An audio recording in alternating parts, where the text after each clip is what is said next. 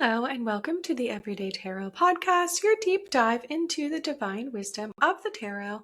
I'm your host, Camille A. Saunders, healer, intuitive tarot reader, and professional witch, and today I'm talking about Aquarius and tarot. Whether you're a seasoned tarot reader or just starting to explore, this podcast offers daily insights, intuitive messages, and practical advice drawn from the cards. Each episode is designed to help you connect with your inner wisdom, find clarity in your decisions, and tap into the energy of the universe. Tune in every Monday morning to check out the latest episodes. All right. If you love the show, the best way to support it for free is by listening daily, leaving a review, and subscribing or following in your favorite podcast app. If you want to access the most up-to-date info on my upcoming events, presentations, musings, and info and photos of my day-to-day life, you can join my newsletter, which is a one-stop shop. If you're interested or know someone that might be a good fit to be a guest on the podcast, my form will be linked in the show notes to fill out an inquiry form.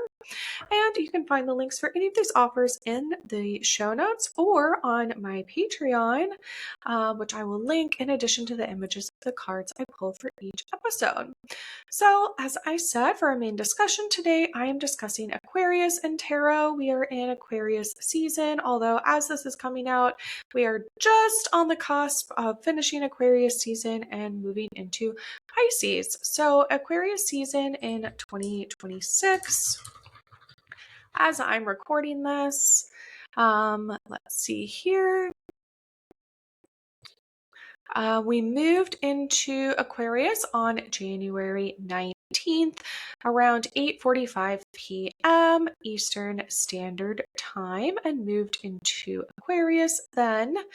Aquarius season is different vibes. Capricorn starts us out with very Saturn energy, hard working, goal setting, get to the grind, get back to work, make things happen. And as we move into Aquarius season, we get a little more flexible. We get a little more whimsical. We get a bit of, we like to do long-term thinking. And just kind of different patterns shift as we move into Aquarius season, as you may have noticed.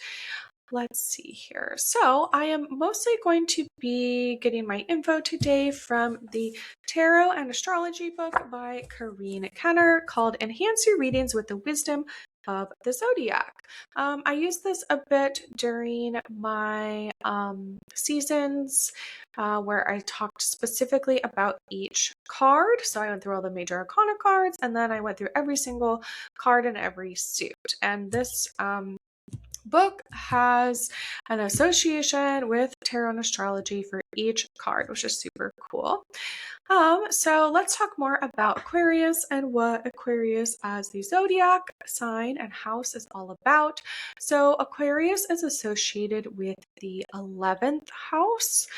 So again, on your birth chart, it's kind of separated into different quadrants, or on an astrological chart, if you're looking at the current one. It is separated into quadrants, and so you would be looking for, if you're trying to see where Aquarius is in your birth chart, or looking at the current astrology, again, Aquarius is associated with the 11th house. The 11th house is all about social groups, social causes, and long-term thinking. Its ruling sign, again, is Aquarius, which is the water bearer associated with the visions of a better world. Again, Aquarius are very set on utopia and looking at the future. And Aquarius and the 11th house's ruling planet is Uranus, planet of independence, revolution, and rebellion. And this is slightly different depending on if you're talking about, there's different kinds of astrology. So, right back in time, we didn't necessarily know about all of the outer planets because they were unable to be seen by the human eye before we had telescopes and other things. So Uranus is one of those. So again, depending on the astrology type that you use. It may depend on the sign, but generally, in kind of modern astrology, we think about Uranus as associated with Aquarius and the 11th house. Let's see what else. So yeah, again, Aquarius in the 11th house, social groups, social causes, inventiveness, futuristic, and long-term thinking, which I think is like a good follow-up to Capricorn season. If, right, Capricorn season kicks off right in December and moves into January when we're doing a lot of, at least if you follow the Gregorian calendar, we're doing a lot of New Year's resolutions and kind of thinking about, we're transitioning, right, from one year into another. And generally Aquarius season is a bit more once we're like in it, right? A lot of things have happened in this kind of Capricorn season, internationally, nationally, World War-esque things. And yeah, I feel like as we transition into Aquarius season, there is this like, okay, but like, what's the plan? Like, what are we doing long term? Capricorn is good at, again, plans and concrete thinking and getting stuff done. And Aquarius is maybe not so good at getting stuff done, but really likes to think about like, okay, as we look towards the future, what kind of future are we trying to create? And sometimes that can be a bit esoteric, I would say, or just it can be maybe frustrating if you're trying to live in like the here and now. But Aquarius is an air sign, right? It is considered the water bearer, so it is in the sign for Aquarius is like 2 waves. So it does have watery qualities, which often get associated with like emotions and kind of intensity, right? If you think of the ocean or kind of the damage water can do, if you've experienced a hurricane or tsunami, or just seen how water wears away at canyons and roads sometimes. But also Aquarius is traditionally an air sign, so like Gemini and Libra. Is that right? I gotta pull my yeah, Libra is the other air sign. And so there is a bit of like liking to be in the mind, in the intellect, in the thinking world, again, kind of thinking of the future in a lot of ways. So that is sort of interesting as well as we get into more of the end of January, February season. So yeah, let's talk about tarot and the wheel of the year. So signs and planetary rulers. So again, we have Aquarius, which is a fixed air sign, and again associated with Uranus as the planetary ruler. Major arcana cards that are associated with Aquarius are the Star. So that's a major arcana card with Aquarius. And then we actually have the Fool, which is associated with Uranus. So we kind of have like 2, I don't know, optimistic, but also sometimes kind of like not totally seeing the whole picture vibes. So I will read a bit about those 2 cards and how they get associated with Aquarius and Uranus. So we'll start with the Star.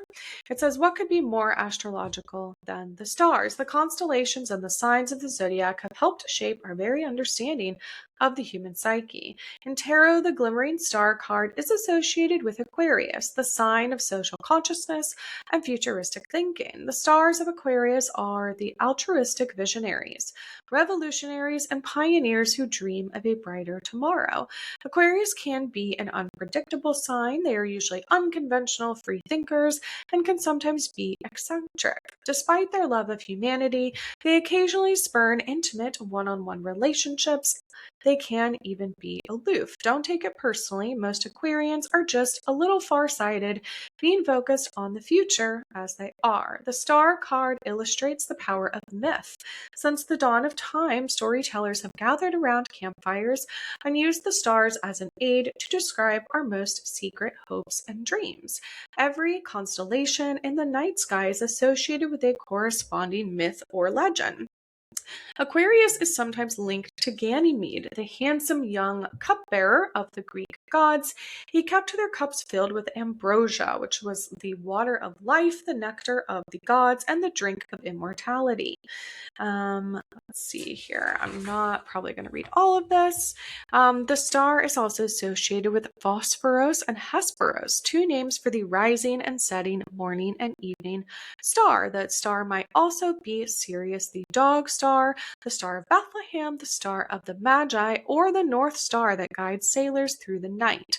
According to some traditions, each star is an unborn and departed soul. For thousands of years, people have looked to the night sky for guidance, and the star still symbolizes direction. Sailors navigate by the North Star, small children make wishes on the evening star, young lovers watch for shooting stars so they can make wishes for their happiness, and astrologers look to the stars when they chart the course of their clients' lives. Like we talked about earlier, Aquarius is the 11th sign of the zodiac, associated with the 11th house. It rules the 11th house, where astrologers look for information about social groups, social causes, utopian visions, and technology. Aquarius is ruled in turn by Uranus, the planet of freedom, rebellion, and reform. In tarot, Uranus corresponds to the Fool, and the combination of the star and the Fool is a clear depiction of the dreamer, who is not afraid to follow their heart. The Sun is in Aquarius generally from January 21st to about February 20th. The sign marks the middle month of winter. That makes it a fixed sign, like a fixed star. It is unmoving and clearly placed. Like I talked about earlier, it is an air sign in astrology, just as in tarot, the element of air symbolizes intellectual energy. And while Aquarius is an air sign, its symbol is a water bearer. So the glyph represents waves of both air and water. Aquarius rules the shins, calves, and ankles, the parts of our body that are immersed when we wade in the rivers of time. Very cool. So now let's talk about Uranus and the Fool. Uranus is the planet of freedom, revolution, rebellion, and reform, assigned to the free-thinking Fool. Both are idealists, masters of initiation and change, fresh starts, and new beginnings. Both think in terms of extremes. They're willing to destroy the old to make room for the new. Both are also regarded as eccentrics. They're unable or unwilling to meet customary norms and expectations. Most versions of the Fool depict a young man or woman about to take a leap of faith, a free spirit plunging ahead without regard for the past, the present, or the future. The card symbolizes hope and change without respect for the traditions of the past or the cares of the present. It represents blind trust in the universe and the conviction the individual action is the way to blaze a path to the future. Some even say that the Fool is a soul in search of experience, willing to trade innocence for wisdom. That's almost never an easy exchange. Uranus is the planet of sudden and unexpected changes. It rules independence and originality. In society, it rules radical ideas and people, as well as revolutionary events that upset established structures. It displaces and overthrows any establishment that has outlived its useful lifespan. It's the planet of revolution and progress. The glyph for Uranus looks like a satellite, and the planet is often associated with technological advancements and innovations. In fact, most tarot readers believe the Fool carries the tools of tarot in his backpack, which equip him for any eventuality he'll encounter along his journey. The Fool and Uranus both symbolize the spirit of invention and innovation, as well as the freedom that can result from that. In Greek mythology, Uranus was the personification of the heavens and the night sky, but from an astronomical perspective, the planet itself is unusual. It rotates on its side, so its two poles actually face the sun in turn. During its revolution, one hemisphere is bathed in light while the other lies in total darkness. So again, if you think about how on planet Earth, we have the northern and the southern hemispheres, and right, the stars are different from there, the water rotates different from there, but imagine that our planet was turned on its side, and for the totality of time, you have one hemisphere that is entirely light and one that is totally dark. Very different in that way. Uranus rules Aquarius, the sign of futuristic thinking, and the 11th house of the zodiac, where we look for information about social groups and idealistic causes. Also associated with the lower legs, the ankles, and the circulatory system. The Fool card corresponds also to the element of air. So we have a lot of air sign energy here. So let's get into some other of the tarot cards that are associated with Aquarius. So when we get to court cards associated with Aquarius, we actually are talking about the King of Swords, most predominantly, and then also the Knight of Cups. And I'm just trying to find my pages here. So Aquarius and the King of Swords. Right, we know that they are associated here. The King of Swords is associated with the intellectual determination of fixed air. So the King of Swords is the ruler of air, is a powerful, authoritative commander who makes decisions based on solid logic and intellectual prowess. Elementally, the four kings of tarot are airy intellectuals. So all the kings are associated with the air sign, and then they combine the element of air with whatever suit that they are in. So, right, if it's the King of Cups, it would be like the air of water. So in that regard, the King of Swords is air with air, because swords are also an air sign. So air with air would be assertive and alert. The king can be aggressive. He guards his kingdom with passion and force, not afraid to make arbitrary decisions. He's willing and able to defend his realm and dispense justice in accordance with his rule. He's forward-thinking, determined, and idealistic. In other words, the King of Swords can be a firm friend or a vengeful enemy. The King of Swords represents the fixed air sign of Aquarius, which makes him a forward-thinking, socially conscious monarch. Like his major arcana counterpart, the Star, he's ethereal. From his position high in the sky, he can see the big picture. And like Aquarius, his ruling planet Uranus, he can overturn old ways of thinking and establish new institutions that better serve the needs of his kingdom. The King of Swords rules the third decan of Capricorn and the first and second decans of Aquarius. In a natural horoscope, his primary domain is the 11th house of social groups and causes. So that is what we have there. And then let's talk a little bit. Let's see if I can find the Knight of Cups.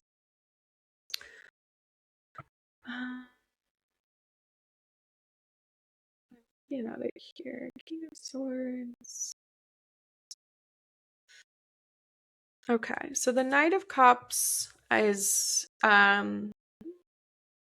we have is watery and emotional. So I think knights are associated with water. So this would be water and water, or no.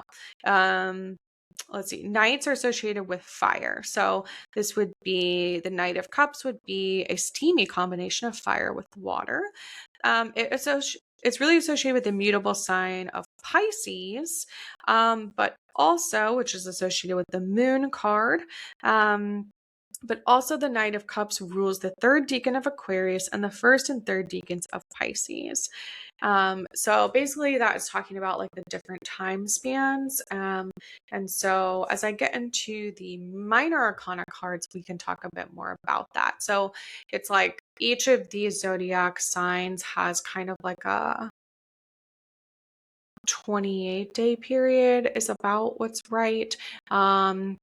And so it kind of breaks up into weeks. And so, right, we have Capricorn, we have Aquarius, and then we have Pisces after. So some of these cards kind of are like on the edge. Like this one says, right, like part of it is like it's the third decan of Aquarius and then the first and second decans of Pisces. So it's kind of like bridging that like gap of the two signs there. And then same with the card we talked about before, the King of Swords is partially Capricorn, partially Aquarius there. So if we get into those specific dates, so Aquarius, fixed air, Uranus, associated with the Star and the Fool. So when we talk about those decans, so from January 20th to January 29th, it is associated with the King of Swords, and then the Five of Swords as the air sign, which is associated with the planet Venus. When we get into January 30th through February 8th, that's again the King of Swords card for the court. And then when we look at minor arcana cards, we have the Six of Swords, air. Again, so we have basically it's the 5, 6, and 7 of swords. All of these are air signs, and then that represent those kind of like, I guess they're slightly more than 3 weeks, but like 10-day periods. That's about right. So we have, again, the Five of Swords associated with Venus, January 30th to February 8th, the Six of Swords associated with Mercury, and then on February 9th through the 18th, we get into the Knight of Cups then, right, which is partially of that, like we're transitioning from Aquarius into Pisces season. February 9th through 18th, we have the Seven of Swords, air, right, and then associated with the moon. So we get a little bit, right, of a couple more things that are associated with the Aquarius season there. So the 5, 6, and 7 of swords.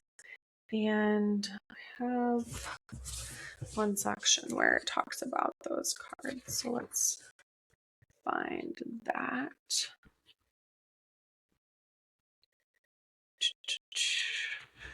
No.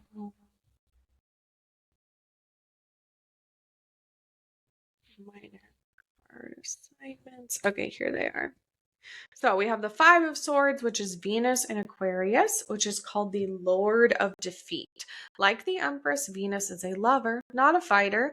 It says, unfortunately, that's not necessarily a good fit for Aquarius, who loves social groups and causes just as much as people and who's willing to fight for them. That's the Aquarius that we meet in the Five of Swords. They're a visionary crusader and a firm believer in struggle and insurrection. Aquarius doesn't hesitate to pick up a sword of righteousness and fight for its own idea of justice. After all, Aquarius is ruled by Uranus, the planet of revolution and rebellion. It says in the process of fighting for its favorite cause, Aquarius can sometimes forget or conveniently ignore the humanity of its opposition. Unlike Venus, the sign has a tendency to love humanity as a whole, but is easily annoyed by individual representatives of the group. Like the Empress, Venus wants all of her children to get along here. When she steps in to help manage starry-eyed Aquarius, her first order of business is to put an end to the squabbling and restore a sense of order and control. In tarot reading, the Five of Swords often symbolizes poor sportsmanship. It often depicts the thrill of victory and the agony of defeat, the disparity between winners and losers. The first decan of Aquarius usually falls between January 20th and 29th when the sun is between 0 and 10 degrees Aquarius, which is when this card comes up. So when we talk about the Six of Swords, this is associated with Mercury in Aquarius and is the Lord of earned success. It says we don't normally think of quick trips to be life-changing, but when they take us across the river Styx, guided by a specter like Mercury, they can be the start of a whole new existence. Mercury was the god of short journeys. He's also a psychopomp, an escort, and conductor of souls. The spirits of the dead would board his ferry, and he would shepherd them across the river into the underworld. Mercury himself could come and go as he pleased, and was one of the few gods who could enter and leave Hades at will. Aquarius as the futuristic sign of social groups and causes. So when Mercury steps in as the ruler of the second decan of Aquarius, they maintain the broad perspective of the sign. Like the star, the card that corresponds to the sign, Mercury understands long-term visions and goals. And like the Uranian Fool, Aquarius's ruling planet Mercury is unafraid of death and rebirth. Let's see. In tarot readings, the Six of Swords often represents travel, right? Again, associated with Mercury, particularly on or over water. It symbolizes short, life-changing journeys, boundary crossing, and divine guidance from one phase of life to the next. And finally, we get into the Seven of Swords, the moon in Aquarius, called the Lord of Unstable Effort. Shielded in shadows and obscurity, the moon slips into Aquarius under the cover of night. We normally see the moon as a glowing high priestess. Here in the third decan of Aquarius, she shows us her dark side, and her presence stirs primal fears of mystery and deception. Aquarius, the sign of social groups and causes, isn't generally prone to reflection. The sign prefers starlight to moonlight, and its ruling planet, Uranus, often wants to mount rebellions and insurrections simply for the sake of revolution. The Seven of Swords depicts one of the agents of change, a spy, a thief in the night, an infiltrator in an enemy camp. That thief could be an unwelcome opponent, collecting weapons to weaken, intimidate, or humiliate his opposition. He could be the rightful owner of the swords, reclaiming property that was unjustly taken from his own army of fighters, and he might even be a commander, testing the readiness of his own troops. In either case, the Seven of Swords illustrates the dark side of the moon and its corresponding landscape of loss and confusion. So, in a tarot reading, the Seven of Swords often represents an untrustworthy associate, a former friend bent on revenge, or the surreptitious recovery of stolen property. All right, so those are kind of the associations that I have that are all associated with Aquarius here. So, right, we have different tarot cards. We have the rulership, the planet, the houses of astrology, and I could end there, but it's interesting. So I'm recording this right at the beginning of Aquarius season on January 21st. So I don't yet know what's going to come up in Aquarius season, right? But in reading this and in thinking about these cards, right, we have the star, which is kind of always, getting perspective and kind of thinking about, again, humanity as a whole. I love that part where it talks about the Aquarians are good at thinking about humanity as a whole and then are like annoyed by individuals. I'm like, I relate. I'm an Aquarius sun sign. So I love Aquarius and the star card and the Fool, honestly. In my online coven I'm a part of, the Dirty Hill Coven, we all pulled major arcana cards, and I am the Fool in the coven, so that feels very appropriate to me. And I have some star card like jewelry, and I just feel very associated with that card, kind of like the optimism in that card. And but anyway, as we think about what's happened this Aquarius season, like all of this, as I'm reading about revolution and rebellion and standing up to forces that kind of like, or governmental systems that don't make sense or are hurting kind of humanity as a whole, I think a lot about like what's been going on so far with ICE and kidnapping people, and how people have been and communities have been standing up. And right, I'm imagining that there is still a lot of that going on during this season, and perhaps there are some systems where when we rebel against them, we are able to kind of start revolutionary things and take care of our neighbors and come together as communities to think about, again, humanity as a whole. Because when we think about humanity as a whole, guess what? Borders are made up. Borders are part of state societies and governmental systems of control. They are not inherent in humanity. We didn't have them for a very long time, right? We have kind of natural borders of water and canyons and cliffs and things like that. And sometimes, international, national, state, province borders go along those things, but oftentimes they don't.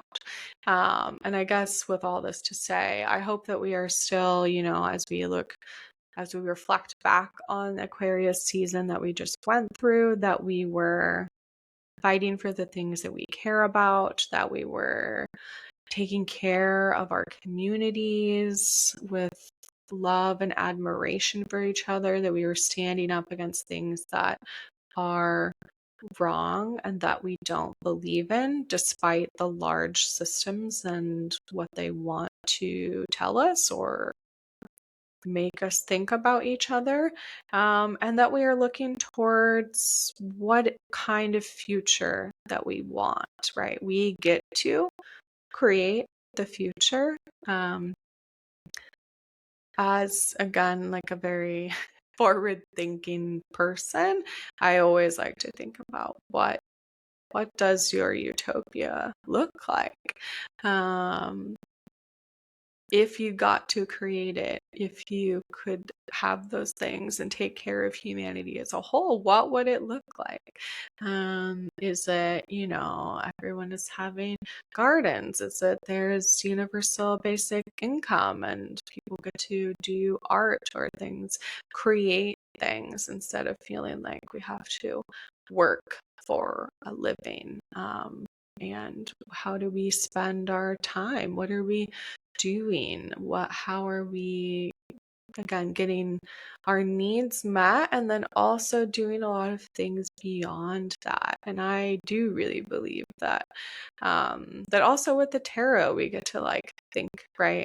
Obviously, when we're perhaps doing divination and trying to divine the future or consider it, we are future thinking, but oftentimes that future is still fairly short term. So I would encourage you to think about, perhaps pull some cards, and I'll go ahead and pull a card now to think about like what is the future that Aquarius is encouraging us to create, right? What is the future that you and I, other people care about and want to create? Because again, like we get to be participants in the world and these large systems that like to, again, tell us what we can and can't do. But we also have to buy into that system in order for it to work. Okay, so thinking about our future, what are we calling in right now? So I pulled Hervo Merkstav. I'm pulling from the Norse Goddess Rune Oracle by Rebecca Joy Stark, and artwork by Sharon McLeod, a divine feminine perspective on the Elder Futhark. And I pulled number 22, Hervo Merkstav, with the goddess Thor, secrets, hidden truths, and risks. I did pull it in reverse, but this deck doesn't, it kind of has reversals built in to its cards, which is the Merkstav. So this is like a card that's a reversal, and then we like reverse the reversal. So Vor is the goddess of awareness. She says, I am the careful one, wary of unfairness. I see hidden truths where risks are unwise. May Hervo Merkstav help you uncover lies. Vor is the goddess whose name means the careful one, the goddess of wisdom, the inquiring mind who takes nothing at face value, and the goddess of awareness who can uncover the hidden truths lying within. Vor, again, is cautious, untrusting, who carefully judges people on their actions and not just their words. She's careful and aware, uncovering deception at every step, never falling prey to gullibility.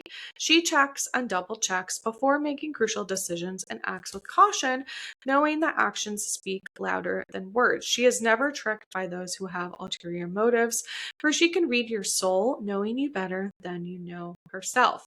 Here she takes on the guise of a reader of runes. So in this card, she is acting as a reader, right, a divinatory reader of the future, carefully concealing her true identity, yet peering into the depths of those who seek her prophecy. Let's see here. So when we get into the divinatory meaning, Hervo Merkstav is the rune of secrets. It warns of hidden truths, deception, and lies that can often Be hidden behind the masks that people wear. Be mindful of those around you.